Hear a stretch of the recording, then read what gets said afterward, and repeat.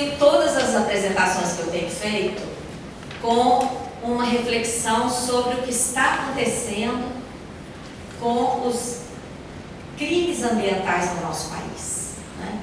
Mariana, quase ninguém fala mais de Mariana. Tivemos aí centenas de mortos em Brumadinho, contaminação da água, falta de fiscalização, e isso tem tudo a ver. Numa das palestras, uma pessoa me falou assim: você devia parar de apresentar isso, porque não tem a ver, tem tudo a ver. O que está por trás da reforma da Previdência, primeiro, tem várias coisas a ver. Para começar falando da questão financeira. O que está por trás da reforma da Previdência, todos vocês receberam esse folheto, né? O que está por trás, gente, quando o ministro Guedes fala que ele quer 1 trilhão, o que significa isso? 1 trilhão vai deixar de chegar, olha aí do lado verde, aí, tá vendo? Previdência Social. 1 trilhão vai deixar de chegar aí. Quando ele fala que ele quer economizar 1 trilhão, ele vai economizar em aposentadorias, em benefícios, tá?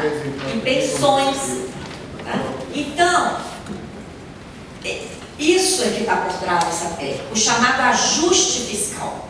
E é o ajuste fiscal que destruiu o DNPM, né? Mônica, economista do DNPM, que foi extinto. Agora é a Agência Nacional de Mineração e não tem não tem nenhum especialista em barragem hoje, segundo foi informado.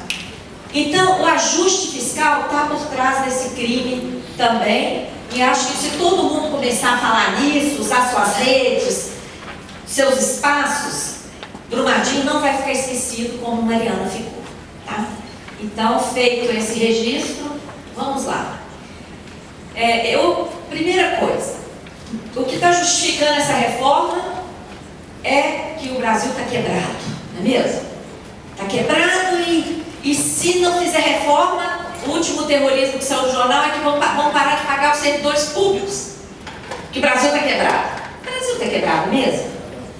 Primeiro, o Brasil é uma das economias mais importantes do mundo, tá? Nona e maior economia do planeta. E a nossa realidade, olha, realidade é marcada pela abundância. Nós temos a maior reserva de nióbio, a terceira maior reserva de petróleo, maior área agricultável, maior reserva de água potável, riquezas minerais, biológicas, extensão territorial, clima favorável, potencial energético. Nós temos todas as matrizes energéticas, riqueza humana e cultural, e nós temos muito dinheiro em caixa. Em reservas internacionais, nós temos 375 bilhões de dólares, que dá praticamente 1,5 trilhão de reais. Nós temos no caixa do Banco Central 1,113 trilhões, remunerando. Isso aí é dinheiro que sobra na caixa dos bancos. Os bancos depositam no Banco Central e o Banco Central remunera. Esse dinheiro está lá parado, 1,130 bilhões. E o Banco Central remunerando. Temos 1,270 bilhões no Caixa Único do Tesouro Nacional. Dinheiro, sabem de quê? Excesso de arrecadação que não é gasta por causa da emenda do teto. Lembram da emenda do teto que congelou tudo, deixou só o gasto com a dívida de fora? Então, vocês sabiam que nós temos esse dinheirão todo? Em dinheiro, 4 trilhões. Se somarmos ali 1,5 trilhão das reservas, quase 1,2 trilhão do Banco Central, quase 1,3 trilhão na conta única do Tesouro, quase 4 trilhões de reais em dinheiro. Além da riqueza toda que tem aqui. Temos ainda uma dívida ecológica por cobrar, um potencial de arrecadação tributária por cobrar. Tudo isso, gente, é real, palpável, concreto, concorda? Então a nossa realidade é uma realidade de abundância. Agora, a gente vive nessa realidade? A gente vive num cenário de escassez. e eu gosto de usar essas palavras, realidade e cenário, porque o cenário, se a gente tomar conhecimento do que está produzindo esse cenário, criarmos uma grande mobilização social, o que a gente é capaz de fazer com ele? Mudar, não é mesmo? Então o cenário é de crise, com quebra na indústria, de empresas em geral, desemprego, perdas salariais, privatizações, encolhimento do PIB desse gigante Brasil. O PIB encolheu mais de 7% em apenas 2 anos. Crise social, política, ambiental. O remédio colocado pelos sucessivos governos é o ajuste fiscal, é corte na saúde, na educação, nos investimentos, na previdência, tá? E com isso temos tido crescimento acelerado da dívida pública, né? O que explica esse cenário de escassez, essa crise? A reforma que nós deveríamos estar debatendo é uma melhoria do que já existe, porque os benefícios para os pobres são muito pequenos. Não dá para sobreviver com um salário mínimo, que é o valor da maioria dos benefícios. Ainda tem muita gente, ainda tem milhões de brasileiros e brasileiras que não estão alcançados pela assistência social, julgados nas ruas, no campo e na cidade, julgados. Então, nós temos muito dinheiro para isso, como eu falei. Nós temos praticamente 4 trilhões, além de todas aquelas riquezas. O que explica essa crise? E mais, eu fui buscar, inclusive, em livros estrangeiros, tá, Nelly? Procurei livros brasileiros e estrangeiros. O que provoca a crise do capitalismo? Quais os principais fatores que criam crise? Primeiro fator, quebra de bancos, que foi o que provocou a crise lá nos Estados Unidos. Ninguém aqui esqueceu do Lehman Brothers, né?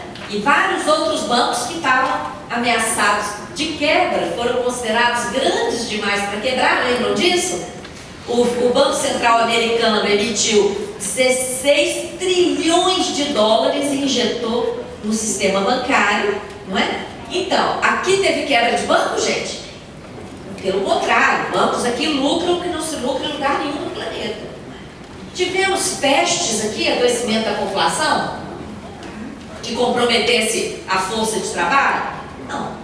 Tivemos quebra de safra? Não. Pelo contrário, temos batido recorde de safra agrícola e mineral, apesar de tudo. Tivemos guerra? Então, estou até querendo, concordo, mas não vamos conseguir não. Então, esses 4 fatores são os fatores que produzem crise. Não tivemos nenhum deles aqui no Brasil. O que explica a quebra? Por que as empresas começaram a quebrar, uma atrás da outra? Provocando um desemprego recorde, derrubada do PIB em mais de 7% em apenas 2 anos. E mais, o que explica que em plena crise, o lucro dos bancos, 2015 foi o ano de aprofundamento da crise. Foi o ano quebra, o PIB caiu quase 4% só em 2015. O que explica que nesse ano, que a indústria quebrou, comércio, serviço, desemprego, toda a economia caiu, o PIB do país encolheu, o lucro dos bancos foi 20% maior do que no ano anterior, atingiu 96 bilhões de reais. Os bancos ainda fizeram uma provisão exagerada de 187, que reduz o lucro. Então, na prática, o lucro deles foi quase 300 bilhões em um ano. Banco produz riqueza? Não, banco não produz nada. De onde veio esse lucro enorme, apesar da crise? Não tá estranho essa crise?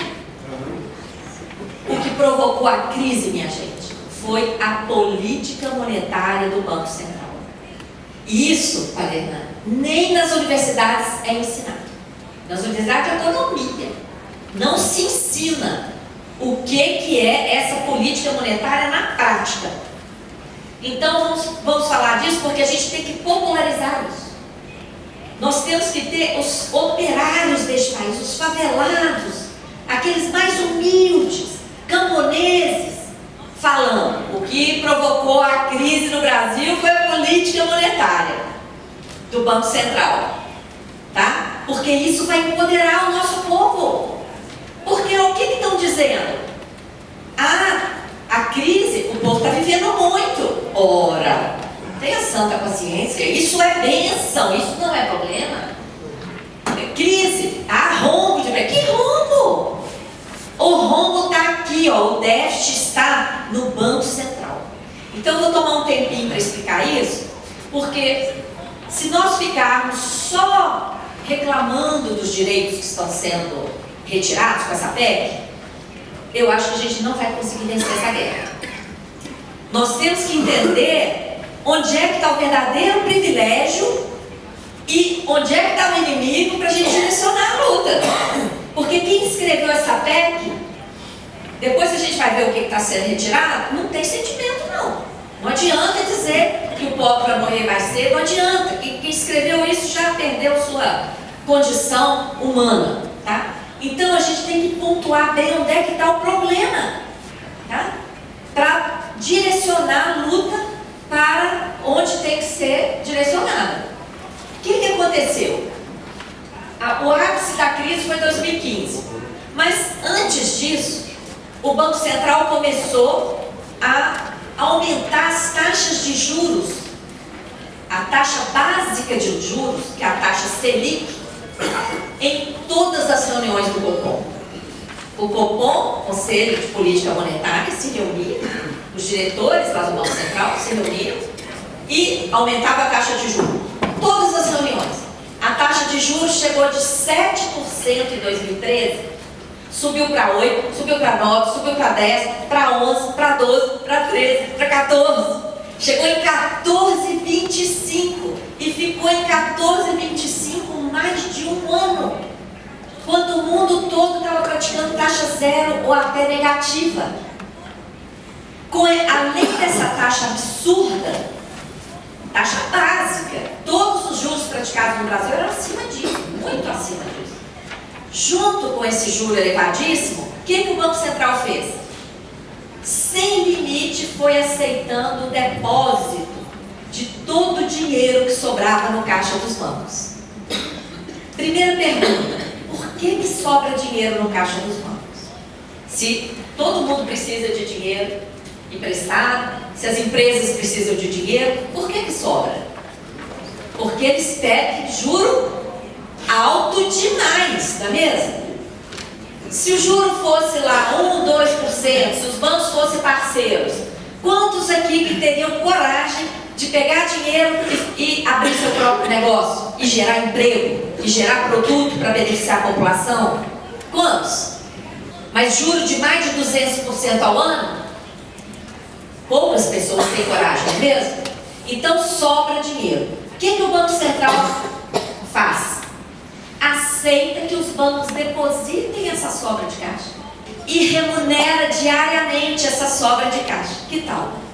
Vocês sabiam disso? Todo mundo sabia disso? Pronto, já valeu a pena. Só das pessoas saberem isso e saírem falando isso já é muito importante, porque a gente tem muito dinheiro, mas olha para onde está indo o dinheiro, para remunerar a sobra de caixa dos bancos.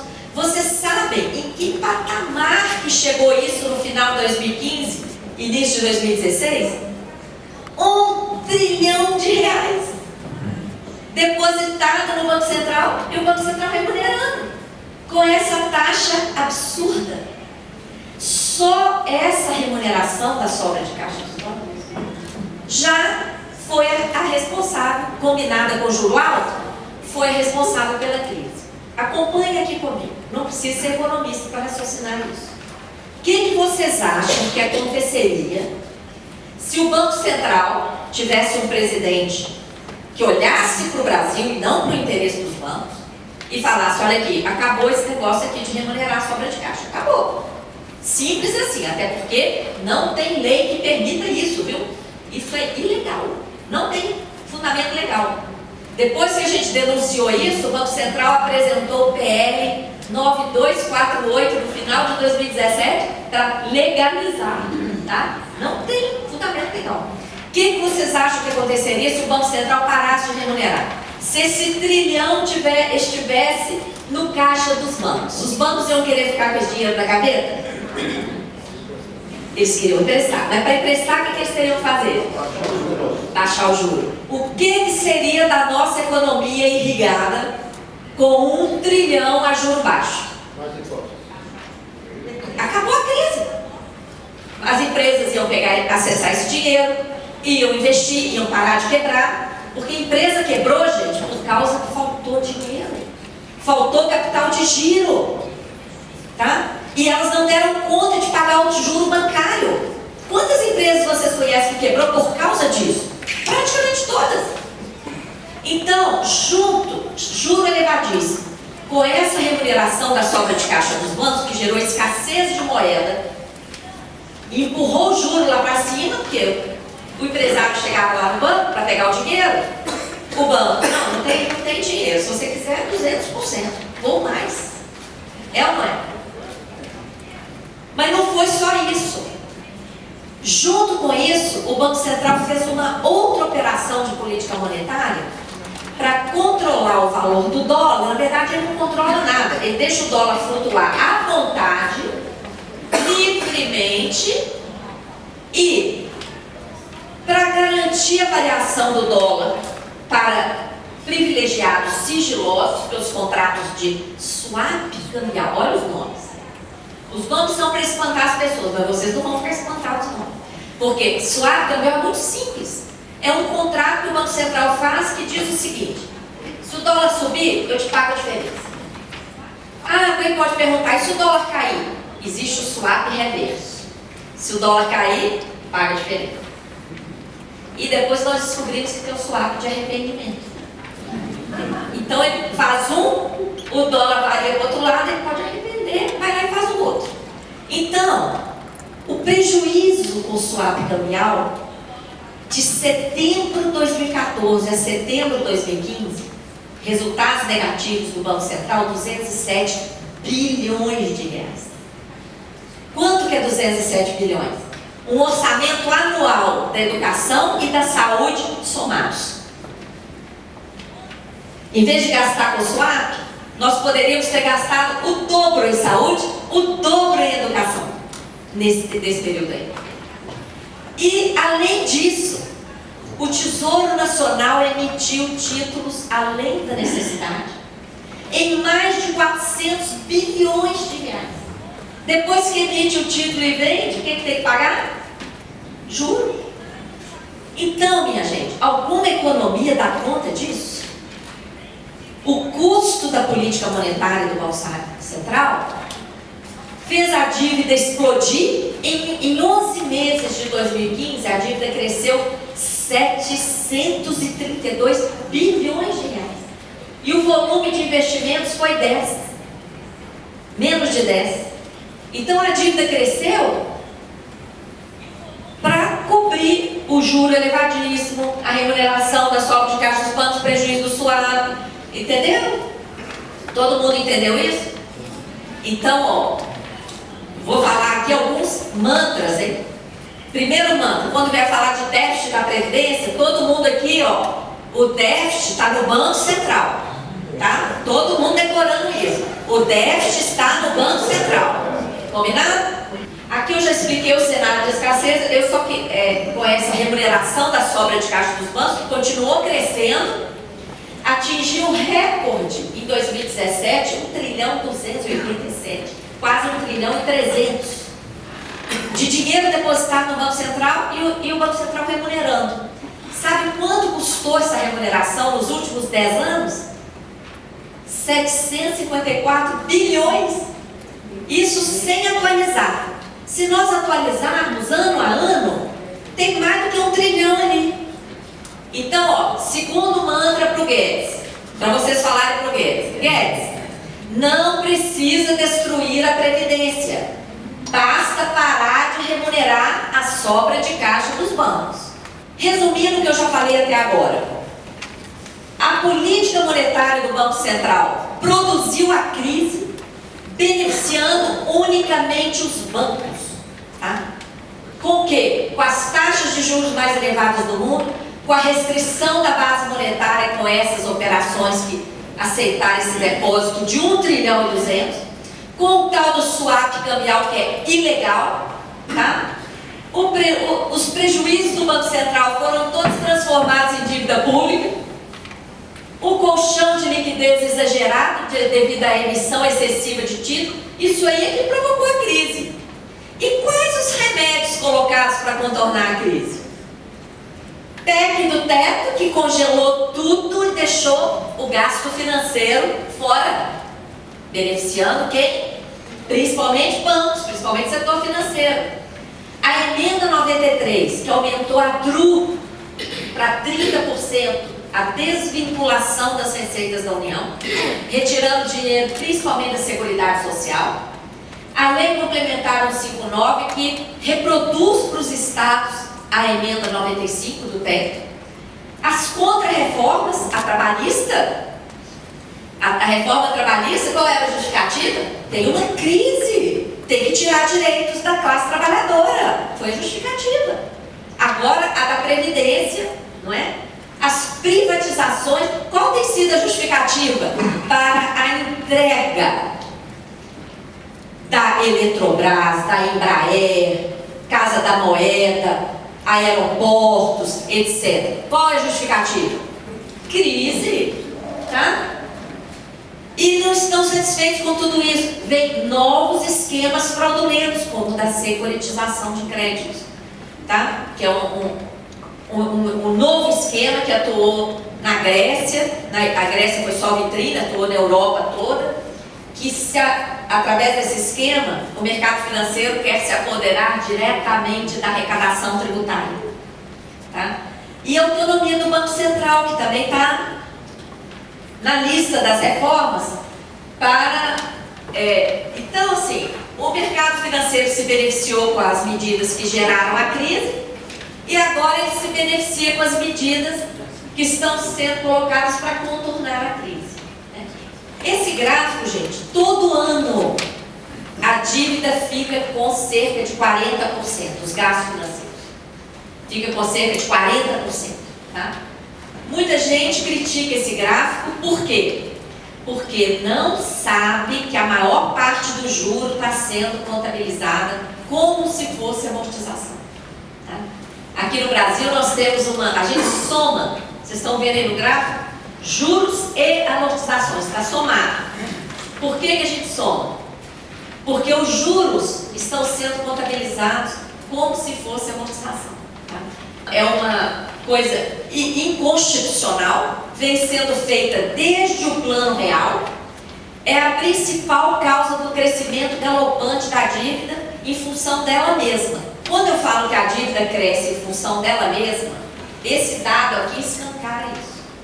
De 1995 até 2015, nós produzimos 1 trilhão de superávit primário. O que é superávit primário?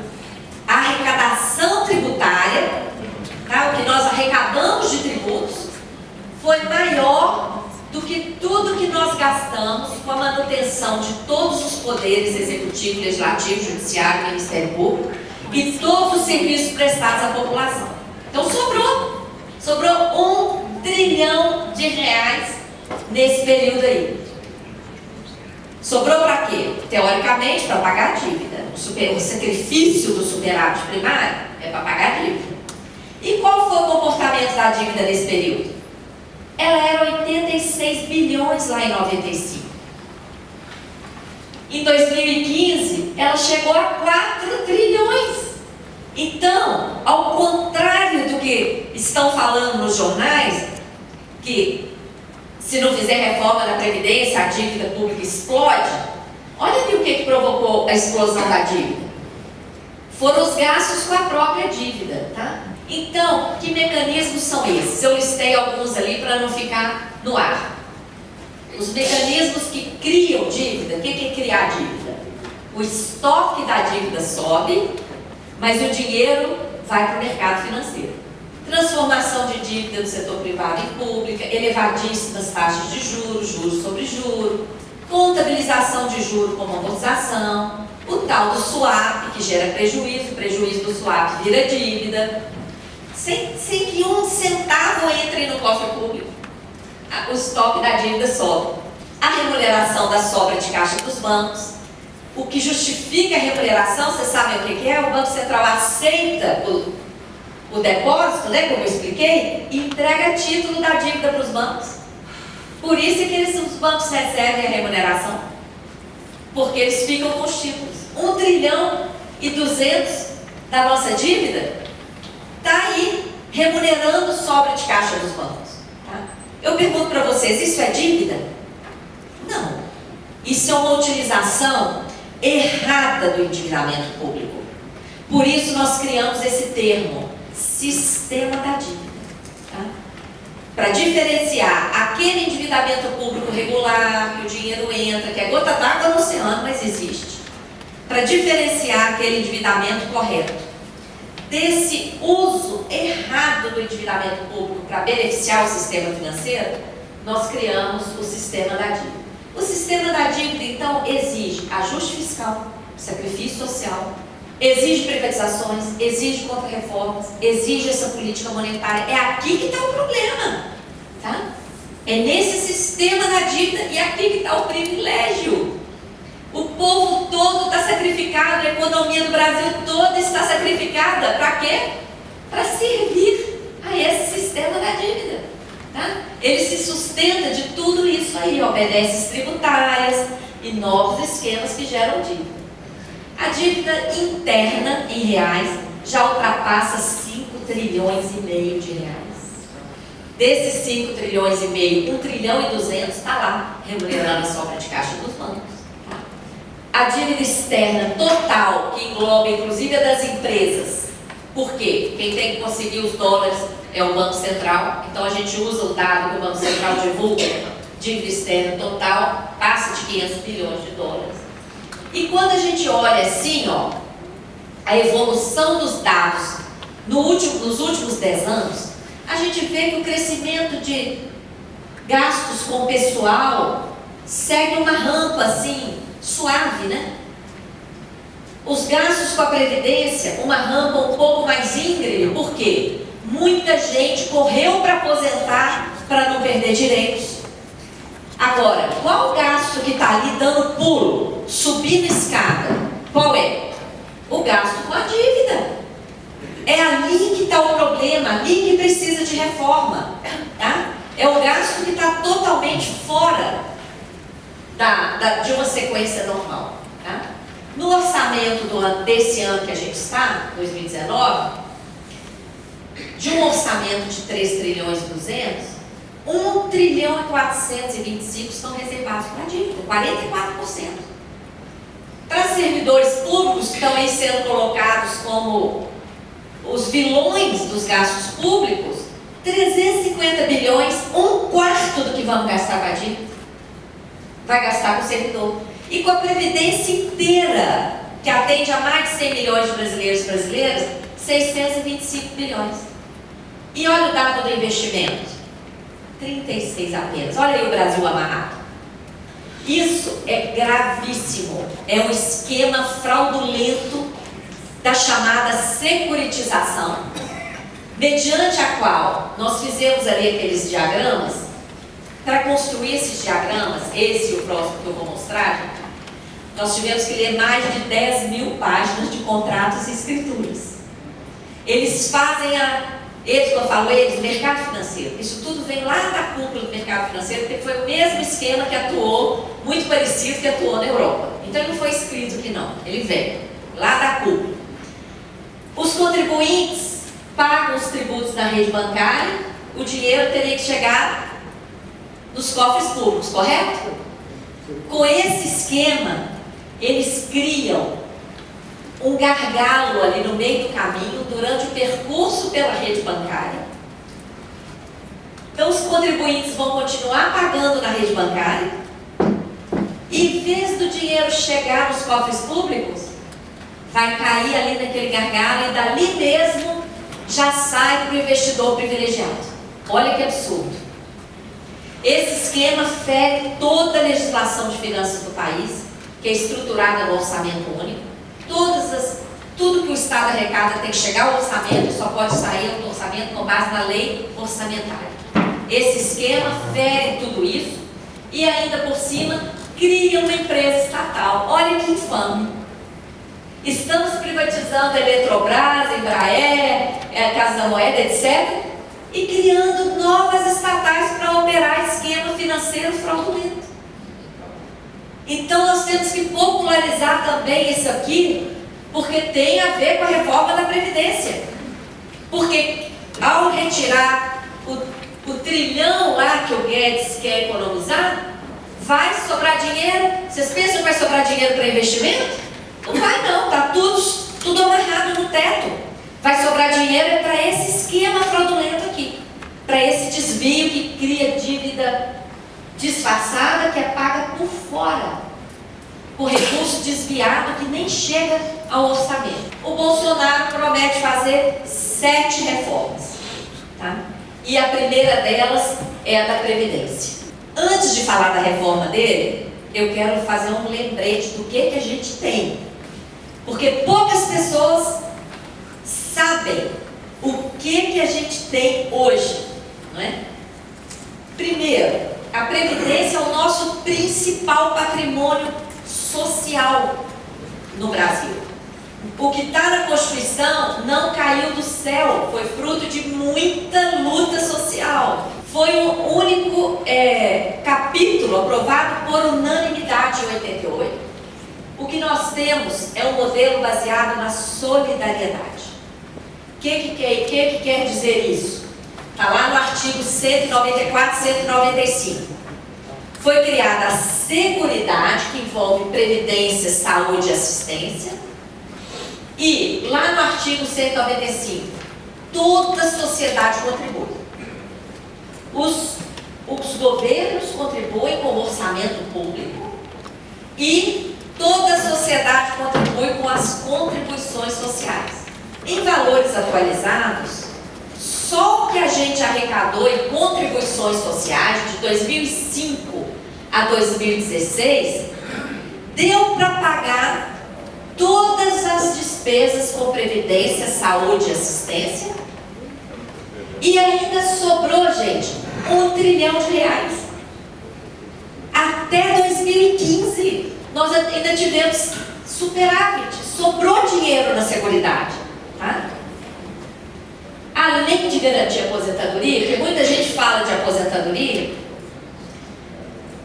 todo mundo sabe que a Previdência é aposentadoria, mas não só a aposentadoria. Olha a cobertura social. Eventos de doença, invalidez, morte, idade avançada, proteção à maternidade, proteção em caso de desemprego, salário família, auxílio reclusão, pensão por morte do segurado. Se vier a tal da capitalização que o ministro Guedes, banqueiro, deseja, tudo isso aí desaparece, gente. Cada um vai ter uma continha bancária individual. Toda essa proteção aí, desaparece.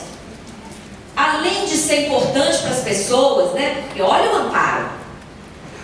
Ainda mais num país desigual como o Brasil, além de ser importante para as pessoas, em mais de 70 municípios no Brasil, o dinheiro que chega em benefícios da Seguridade Social para as pessoas supera o que o governo federal paga no fundo de participação do município.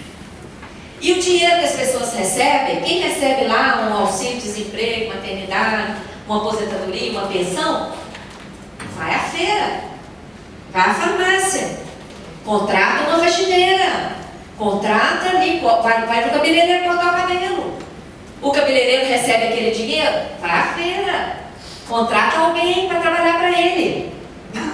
O dinheiro gira na economia e gera o quê? Tributos. Esses benefícios aqui, o dinheiro circula na economia e retorna para os cofres públicos. Outro mantra para vocês decorarem. Quem fala em déficit nunca leu o artigo 195 da Constituição Federal.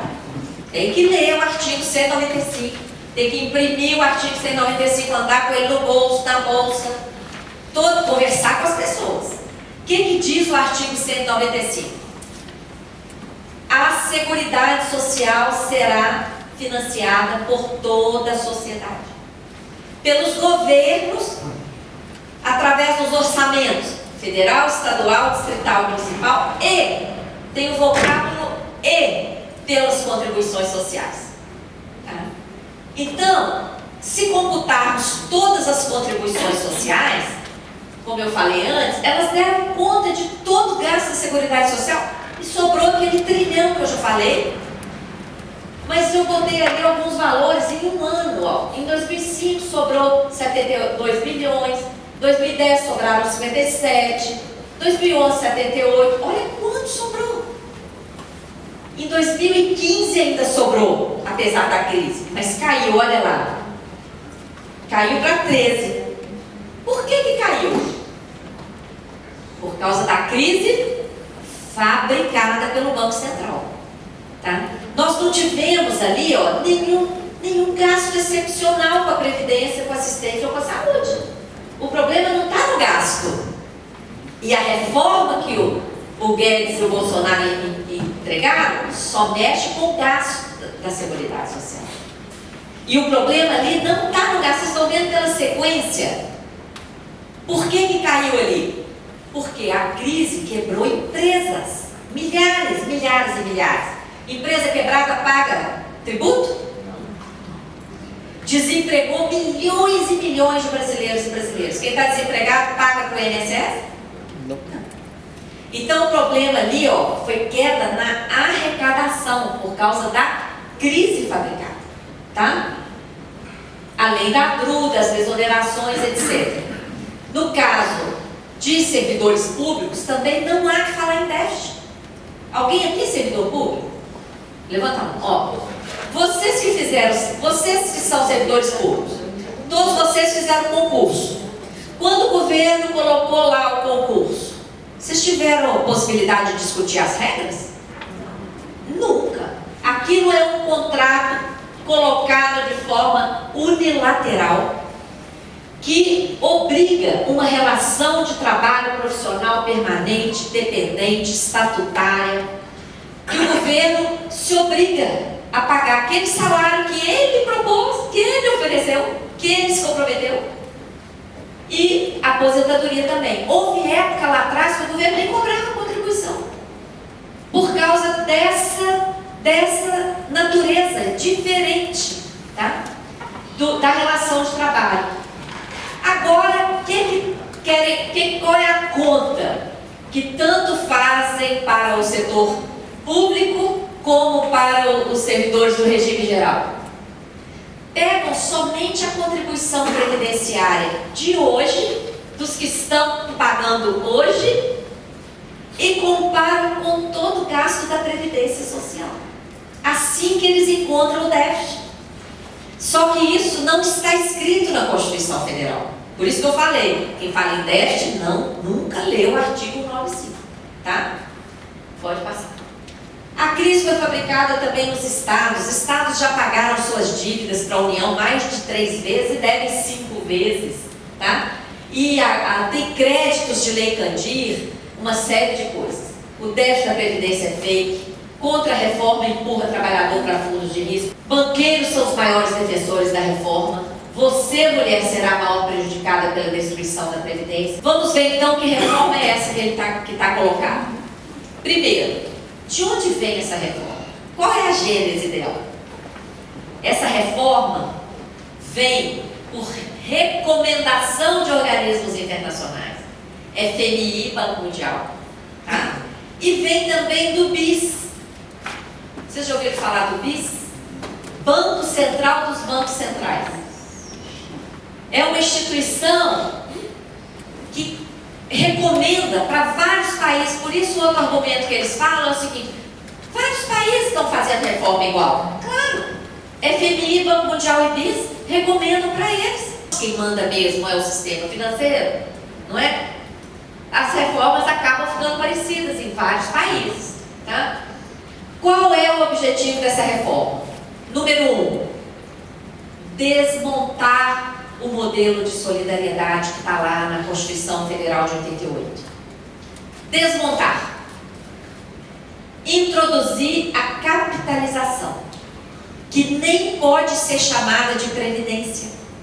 Por quê? Capitalização é a aplicação de risco, de alto custo de administração, sem garantia alguma de pagamento futuro. Se vocês olharem no dicionário, previdência é sinônimo de segurança. Qual é a lógica de colocarmos a nossa segurança em aplicação de risco? Sem garantia nenhuma de que vamos receber alguma coisa quando estivermos vulneráveis? Não é previdência, viu, gente? O objetivo é entregar a previdência para bancos, na modalidade de contribuição definida, ou seja, trabalhadores e trabalhadoras vão ter obrigação de pagar aquela contribuição que vai ser definida, mas não tem a menor ideia se vão receber algum benefício. São vários danos às contas públicas. Primeiro, quando o Guedes fala do trilhão, isso aí corresponde ao valor que vai deixar de ser pago em benefícios. Ou seja, vai deixar de chegar nas mãos das pessoas que usam esse recurso no consumo que movimenta a economia e que o dinheiro volta para as contas públicas. Esse dinheiro vai deixar de ser pago e vai deixar de circular, vai comprometer a economia, tá? E vai comprometer a arrecadação tributária. Na capitalização, a contribuição previdenciária que atualmente é paga, outra coisa, quem for para a capitalização, em vez de pagar para o INSS, trabalhadores e empregadores, eles vão pagar para quê? Para a continha individual deles, que vai para os bancos fazerem a aplicação financeira. E o elevado custo de transição que não foi informado ainda pelo governo. Em alguns países, o custo de transição foi superior ao PIB. A capitalização é o fim da solidariedade, como eu falei. Um estudo da OIT, Organização Internacional do Trabalho, mostra que entre 30 países que adotaram a capitalização, 18, mais da metade, já se arrependeram e já voltaram atrás e recriaram uma previdência pública. Por quê? Capitalização, gente, funciona igual pirâmide. Sabe essas pirâmides financeiras? Que vão arrecadando, quando chega na hora de pagar o benefício, aí quebra. Tá?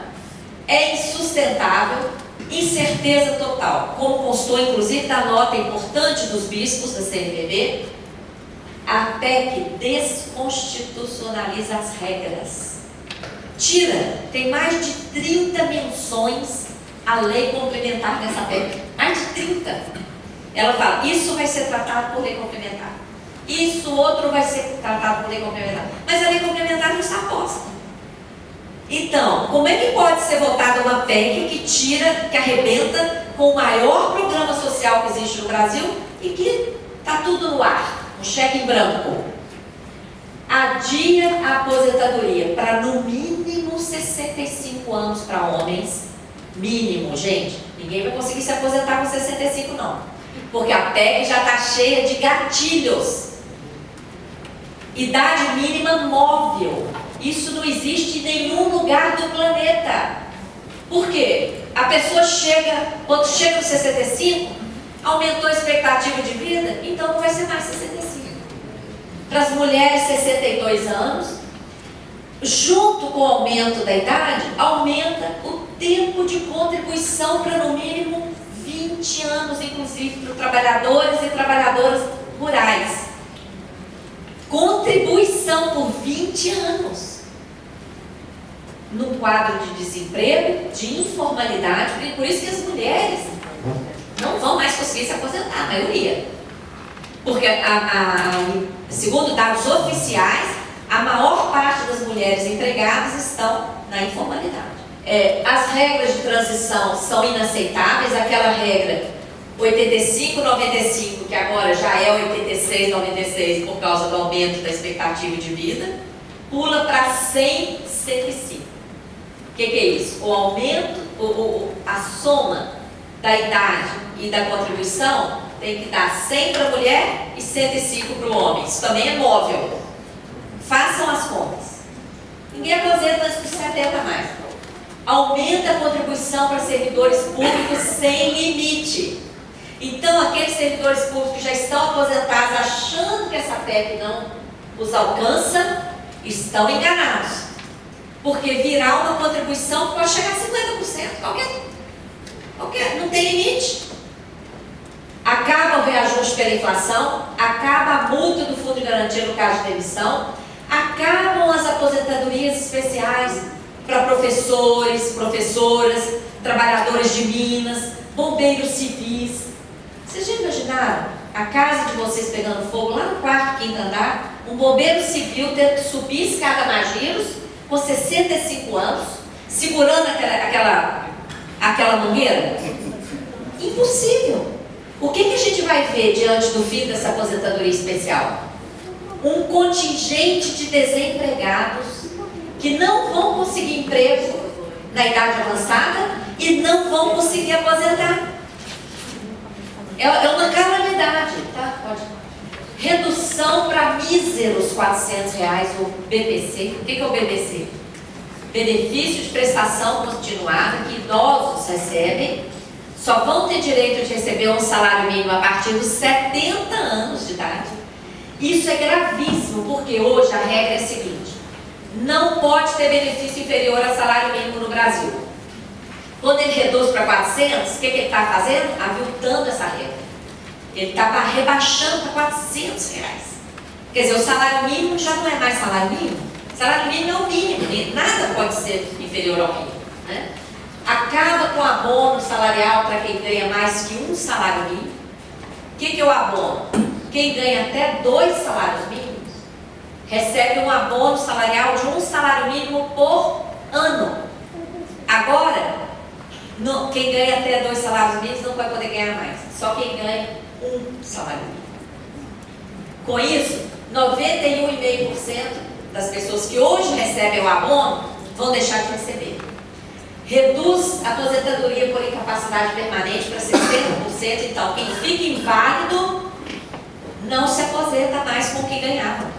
Perde, vai aposentar com 60%, a não ser que a invalidez tenha se dado no local de trabalho. Reduz o valor das pensões por morte para 60%, reduz até 80% no caso de benefício acumulado. Quando o casal trabalha, um dos dois morre, o que fica tem que optar pelo maior e vai perder até 80% do outro. Todos esses danos são extensivos a estados e municípios. Então ficou claro quem paga a conta, né? Aquela pergunta inicial. Olha só, o Brasil é um país onde os bancos batem recordes atrás de recordes. E ao mesmo tempo, esse país gigante, riquíssimo, comanda a alta da pobreza na América Latina. Nona economia mundial, pior distribuição do renda do planeta. 70º no ranking dos direitos humanos, segundo o IDH medido pela ONU. Penúltimo no ranking da educação, entre 40 países analisados. Isso não é acaso. Nós estamos muito distantes do país que deveríamos estar vivendo.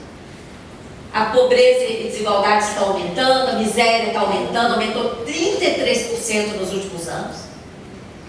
E isso não é acaso, nem é fruto da corrupção endêmica da classe política, não. É fruto do modelo econômico muito bem planejado para isso, para excluir a maior parte da população. Eu finalizo deixando aí uma provocação, estratégias de ação. Nós temos que divulgar, temos que ter esse conhecimento dessa realidade, temos que conhecer da política monetária, do modelo tributário, do sistema da dívida. Senão a gente fica simplesmente achando que é o Bolsonaro, é o Guedes que são malvados. Eles são sim, mas não é só isso. Não é? Porque você vê, o Temer colocou uma reforma, sai o Temer, entrou outro. Não tem jeito. Se não atacarmos isso aqui, ó, tá? Vai ser muito difícil derrubar essa ganância do sistema financeiro, que quanto mais tem, mais quer, não é? Nós temos que criar uma mobilização de pessoas conscientes, pressionar parlamentares, exigir pronunciamento contra a reforma e a auditoria da dívida com participação social, que foi através da auditoria cidadã que nós descobrimos todo esse rombo na política monetária, na geração de dívidas sem contrapartida, que é onde está o rombo das contas aqui no Brasil. Eu fico à disposição das perguntas e agradeço imensamente.